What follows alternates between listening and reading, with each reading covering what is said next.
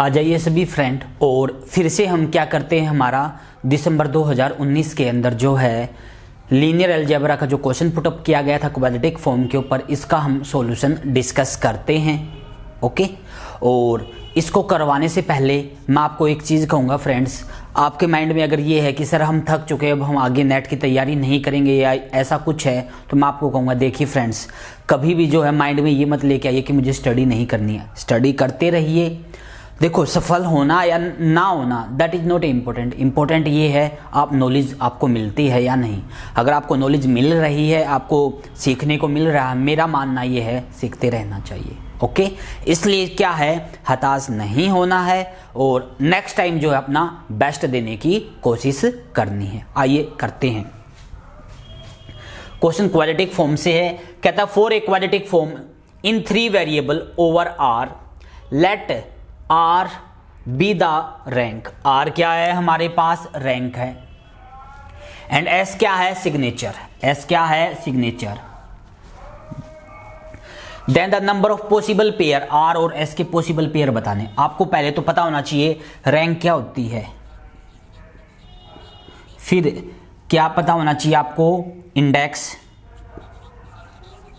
और फिर सिग्नेचर। ये 3 चीज है।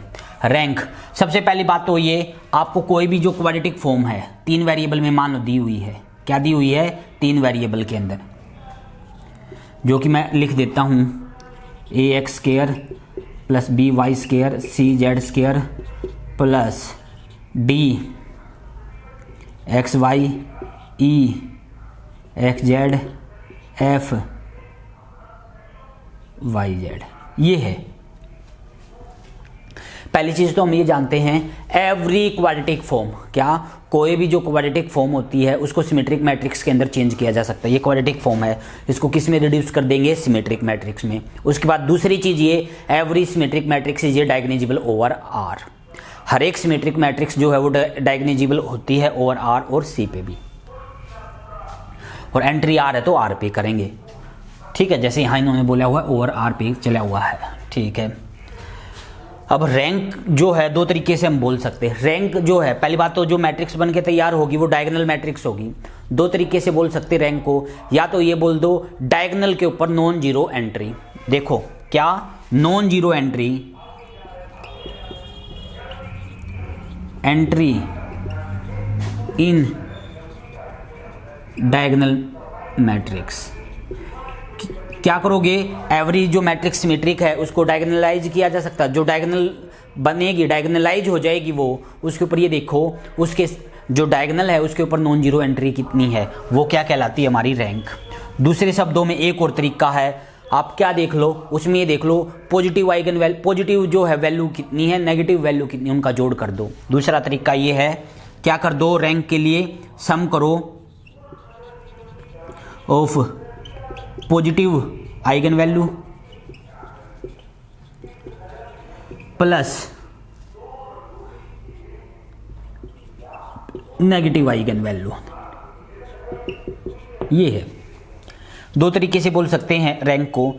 नॉन जीरो एंट्री देख लो डायगोनल मैट्रिक्स के ऊपर डायगोनलाइज करके, या फिर क्या करो, जो हमारी मैट्रिक्स है उसके अंदर ये देख लो, डायगोनल बनने के बाद डायगोनल के ऊपर पॉजिटिव आइगन वैल्यू कितनी है, नेगेटिव आइगन वैल्यू कितनी है, उनका दोनों का जोड़ कर दो। वो क्या कहलाता है हमारे पास, वो हमारे कहलाता है रैंक। क्या कहलाती है हमारी रैंक।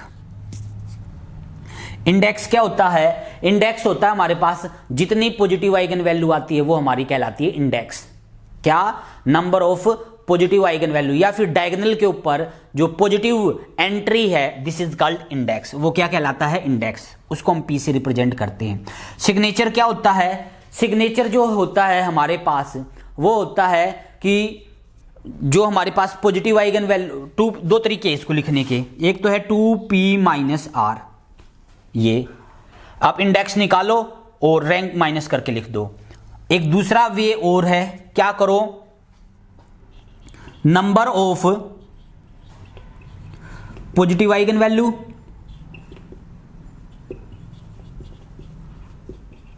माइनस में नेगेटिव आइगन वैल्यू। ये है, क्या करो, जो पॉजिटिव आइगन वैल्यू है उनमें से नेगेटिव आइगन वैल्यू को घटा दो। जैसे सपोज करो आइगन वैल्यू आ जाए 1 2 3 -1 -2 ये आ जाए, और मैं कहूँ इस ये मैट्रिक्स है 5 क्रॉस 5 की, कहूँ मैं इसका सिग्नेचर बताओ। सिग्नेचर क्या कहोगे? पॉजिटिव देखो कितनी है 1 2 3, नेगेटिव कितनी है 2, तो सिग्नेचर आएगा कितना? पॉजिटिव में से नेगेटिव घटा दो। पॉजिटिव कितनी है 3, नेगेटिव कितनी है 2, तो इसका जो सिग्नेचर आएगा दैट इज 1। ठीक है, मैं जो कंसेप्ट यूज करने वाला आप इससे भी कर सकते, मैं इससे बताने वाला हूं ये, क्योंकि इसमें अगर इसका यूज करेंगे तो यहां में इंडेक्स की जरूरत होगी, इंडेक्स के बारे में भी हमें सोचना होगा, इंडेक्स पे मैं जाना नहीं चाहता। इसलिए हम क्या करेंगे, हमें जो रैंक है, रैंक क्या होती है किसी भी मैट्रिक्स की? पॉजिटिव आइगन वैल्यू और नेगेटिव आइगन वैल्यू का जोड़। उसके पास ये देख लो कितनी पॉजिटिव आइगन वैल्यू है, उसके पास कितनी नेगेटिव आइगन वैल्यू है, उनका जोड़ कर दो, वो क्या कहलाएगा? हमारी रैंक कहलाएगी। सिग्नेचर क्या होगा? जितनी पॉजिटिव आइगन वैल्यू है उनमें से नेगेटिव आइगन वैल्यू को घटा दो, जो आंसर बचेगा that is called signature. Okay, वो क्या कहलाएगा? हमारा सिग्नेचर कहलाएगा। ओके, अब यहां जो क्वेश्चन है वो रैंक को आर से रिप्रेजेंट कर रहा है। अब यहां क्या है, ध्यान से देखो, जो आर है वो है सम है किसका? पॉजिटिव आइगन वैल्यू और प्लस नेगेटिव आइगन वैल्यू, उनका जोड़ क्या कहलाता है? रैंक कहलाएगा। और सिग्नेचर क्या कहलाएगा? हमारे पास जो पॉजिटिव आइगन वैल्यू है उसमें से सब्ट्रैक्ट कर दो क्या? Negative eigen value. ये मत कर देना सर नेगेटिव नेगेटिव पॉजिटिव हो गया, नेगेटिव ये नाम ये है, कहीं ये कहो कि जोड़ कर दो, इनको पता चले। ठीक है, ये है। अब मैं मान लेता हूं कि जो मेरी पॉजिटिव आइगन वैल्यू है वो है मेरी एक्स। मैंने मान लिया लेट कि जो पॉजिटिव आइगन वैल्यू है उसका नाम मैंने दे दिया एक्स, और जो नेगेटिव आइगन वैल्यू है उसका नाम मैंने दे दिया वाई। क्या नाम दे दिया? वाई। मतलब अगर मैं पॉजिटिव आइगन वैल्यू को एक्स बोलूं, नेगेटिव आइगन वैल्यू को वाई बोलूं, तो इसका मतलब आर की वैल्यू मेरे पास आ गई कितनी? X plus y. और मेरे पास एस की भी वैल्यू आ गई, कितनी वैल्यू आ गई? X minus Y. ओके, अच्छा दूसरी चीज हम जानते हैं कि कोई भी मैट्रिक्स है 3 क्रॉस 3 पे यहां काम चला हुआ है, 3 वेरिएबल है। ठीक है, मैट्रिक्स की जो रैंक है वो एटमोस्ट 3 होगी, ज्यादा से ज्यादा 3 हो सकती है। क्या कहेंगे? रैंक जो आएगी that will be the greater than equal to 3, ज्यादा से ज्यादा 3 आएगी। ओके, अब करते हैं, मतलब आर की बात करें, आर क्या होगा? रैंक जो होगी 0 या 0 से बड़ी और लेस देन इक्वल टू 3 रहेगी। ये कंडीशन भी है हमारे पास। अब x क्या है? पॉजिटिव आइगन वैल्यू है। x क्या है? Positive eigen value. x अगर पॉजिटिव आइगन वैल्यू है, पहले तो ये बताओ x की पॉसिबिलिटी क्या क्या है? एक बात तो कंफर्म है, जो आइगन वैल्यू आएगी वो या तो 0 1 पॉजिटिव या 2 पॉजिटिव या 3 पॉजिटिव या 1 भी पॉजिटिव ना आए। यानी कि x की जो चॉइस है वो है 0 1 2 3, ये चॉइस है x की। यहां लिखो x है number of positive eigen value. और y की बात करें, y क्या है? Number of negative eigen value. Negative भी क्या होंगी? या तो एक भी नेगेटिव नहीं, या एक नेगेटिव, या फिर 2 नेगेटिव, या तीनों नेगेटिव। 0 1 2 3 ये है। क्या करेंगे? एक को फिक्स करके दूसरा मूव करते रहेंगे, फिर एक को फिक्स करके दूसरा मूव करते रहेंगे। जैसे सपोज करो मैंने ले लिया x को 0 ले लिया, x को 0 मतलब कि पॉजिटिव आइगन वैल्यू मैंने ले ली 0। ठीक है, और एक काम करता हूं नेगेटिव आइगन वैल्यू भी 0 ले लेता हूं। जैसे 0 मैट्रिक्स ले लो, क्या ले लो? 0 मैट्रिक्स। पॉजिटिव आइगन वैल्यू भी 0 है, नेगेटिव आइगन वैल्यू भी 0 है। इसका मतलब x को भी अगर हम क्या ले लें? 0। देखो इसको 0 लेके इसको मूव करते रहो। x को लिया 0 और y को भी लिया 0। अगर x और y को 0 लिया, अच्छा क्या पेयर है? r और s। r क्या है हमारे पास? x प्लस वाई, और y s क्या है? x minus y. केस जो फर्स्ट लिया मैंने, x को भी 0 लिया, पॉजिटिव आइगन वैल्यू भी 0 ले ली, नेगेटिव भी 0 ले ली, यानी कि उसके पास सभी की सभी आइगन वैल्यू 0 है। क्या? सभी की सभी आइगन वैल्यू 0, जैसे 0 मैट्रिक्स। आप कहोगे सर नील पोटेंट ले ले नॉन जीरो, मैं कहूंगा नहीं ले सकते। आप कहोगे सर क्यों? क्योंकि नॉन जीरो नील पोटेंट तो कभी डायगोनिजेबल ही नहीं होती, ये सिमेट्रिक मैट्रिक्स है, जीरो मैट्रिक्स लेनी होगी आपको। जीरो जीरो आइगन वैल्यू ले ली, एक्स को भी जीरो वाई को भी जीरो। अगर एक्स को भी जीरो और वाई को भी मैंने जीरो लिया तो क्या बनेगा इसमें पेयर एक, ये पेयर हमारा, इसको मैं ऊपर वाले को रफ कर रहा हूं यहां का। अगर मैंने x को भी जीरो लिया y को भी जीरो लिया तो फर्स्ट पेयर जो मेरा बन के तैयार होगा दैट इज जीरो जीरो, ये आ गया एक पेयर। फिर x को तो जीरो रखा, इसको 1 रखा, क्या रखा? x की वैल्यू जीरो, y की वैल्यू 1, मतलब पॉजिटिव तो जीरो है, नेगेटिव 1 है।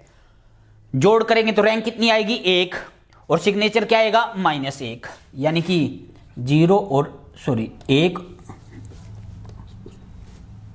और -1।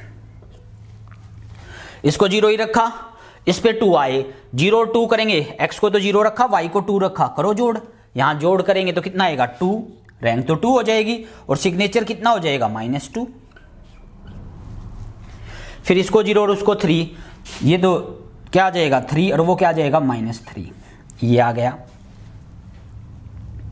उसके बाद ये इसको 0 लेके चले थे, अब इसको 1 लिया। अगर मैंने इसको 1 लिया, उसकी पॉसिबिलिटी देखते हैं। मान लो पॉजिटिव आइगन वैल्यू ले ली मैंने 1, तो नेगेटिव हो सकता है 1 भी ना हो, जोड़ करो तो क्या आएगा? x को लिया 1, y को लिया 0, तो कितना आ जाएगा इनका जोड़ करेंगे तो हम, ये रहा इसमें पुट करना है, जोड़ तो आएगा 1 और ये 1 1 ही आ जाएगा ये। फिर इसको तो 1 ही रखा, उसको 2 कर दिया। अगर ये किया तो इनका जोड़ करेंगे तो कितना आ जाएगा हमारा? वैल्यू पुटअप करेंगे तो 1 और 2 पे, तो जोड़ किया तो 3 और सब्ट्रैक्शन किया